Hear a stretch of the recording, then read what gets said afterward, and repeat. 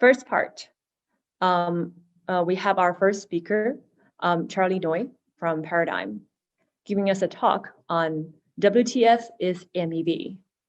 Charlie, feel free to directly share screen now. Perfect. All right, hell yeah. Here we go. All right, minor technical difficulties aside. Tina, thank you so much. Hello, my name is Charlie Noyes. I'm an investment partner at Paradigm, a crypto-focused investment firm. I have been interested in MEV for a long time, and I have had the opportunity and pleasure of getting to work with Tina and the rest of the Flashbots team for the last like 6 or 8 months or so now. So my talk is on WTF as MEV. I'm not sure how much more I will have to say about MEV or how interesting this will be relative to the rest of the agenda, but we will try to give the intro. MEV is present in any system which cannot demonstrate its own consistency. It is, here we go. A theoretical quantity which we can only approach asymptotically, fundamental to permissionless blockchains, and a measure of the profit a miner or validator, sequencer, etc. can make through their ability to arbitrarily include, exclude, or reorder transactions within the blocks they produce. Realistically, I would suggest reading like these descriptions of MEV or explanations of MEV, like given the depth of the conference track today. The first of which here I had written and the second Phil more recently. But yeah, if you want to understand what these profit opportunities generally look like and where they're actually generated, I would suggest going to read some of this stuff. And the conference track will probably make a lot more sense. That being said, a brief history. I actually didn't know this, but /U P. McGowan, sorry if I mispronounced your name, back in 2014 saw pretty far into the future and asked a very interesting question on Reddit. What is to stop front running by a miner in any marketplace implementation by Ethereum? This was really quite ahead of its time here. So we asked the question and we didn't see much more of it for a while. Flash forward to 2019 and Phil published, the foundational MEV paper, Flash Boys 2.0, showing that specifically in the context of DEXs, high fees paid for priority transaction ordering poses a systemic risk to consensus layer security, synonymous with there was a lot of front running happening and priority gas auctions were starting to heat up. And they also said that such fees are just one form of a general phenomenon, indexes and beyond, what we call minor extractable value, and what we would now define as the profit opportunities, the general profit opportunities that a block producer has access to by virtue of their ability to arbitrarily order transactions within the blocks they produce. Well, this was the paper. Flash forward to 2020, and Flashbots was formed, a research and development organization formed to mitigate the negative externalities and risks posed by MEV to smart contract blockchains by Phil, Tina, Alex, and a number of other folks. And in 2021 plus, I would say that we are now in the era of MEV. It's getting quite exciting. We have MEV Geth, we have private transaction relays, we have poison sandwiches, and a lot of other stuff. So what do we mean by the era of MEV? Earlier this year, I had said that I thought the dam has probably burst on MEV, that miners will venture further into the frontier, exploring more exotic forms of MEV and collusion. And I would say that this has happened empirically. The percent of Ethereum blocks with Flashbots bundles included has increased from rounding to 0 to more than half, in just that period of time.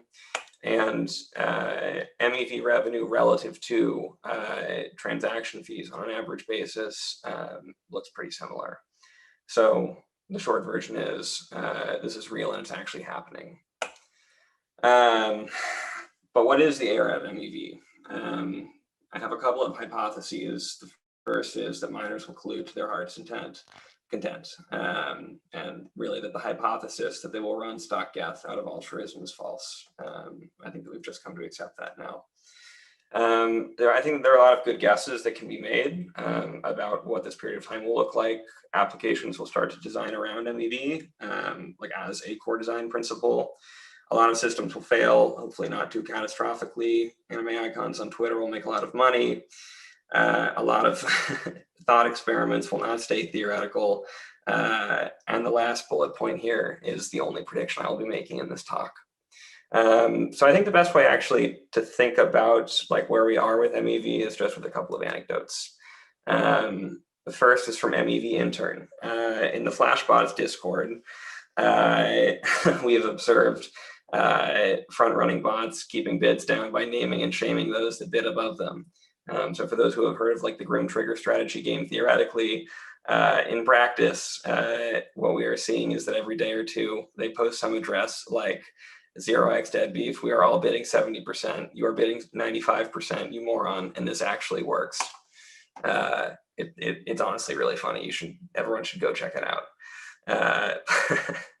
Otherwise, we will simply outbid you until you make nothing.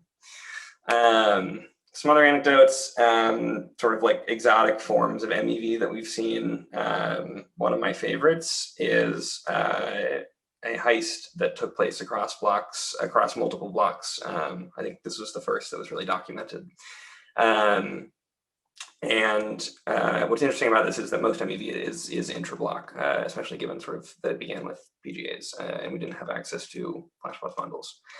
It's a big deal because when you submit a bundle to Flashbots, you need it to be private. You don't want a miner to be able to steal the profit opportunities that you've identified or for other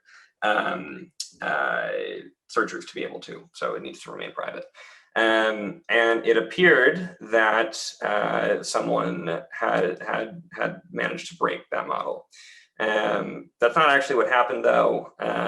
What happened is that there was like a 2-block reorg, and a searcher was smart enough to essentially pull the profit opportunity out of the block that was uncled and take advantage of it in the newly canonical main chain.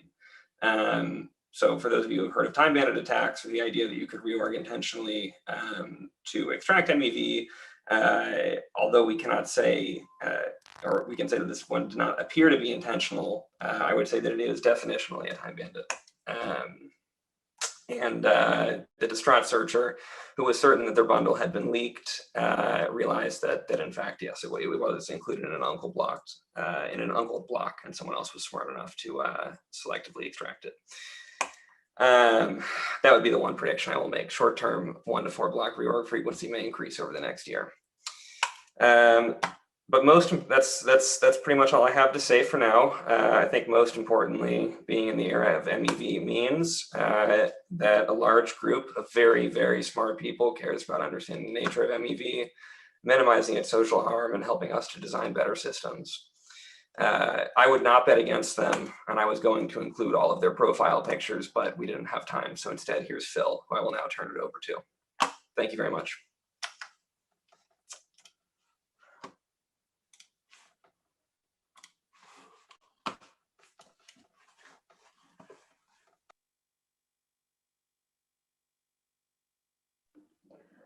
All right, thank you, everyone. Thank you, Charlie, for the concise presentation. Next up, we have Phil. Please feel free to share screen, and we'll take questions because we're running a bit late at the end before the panel.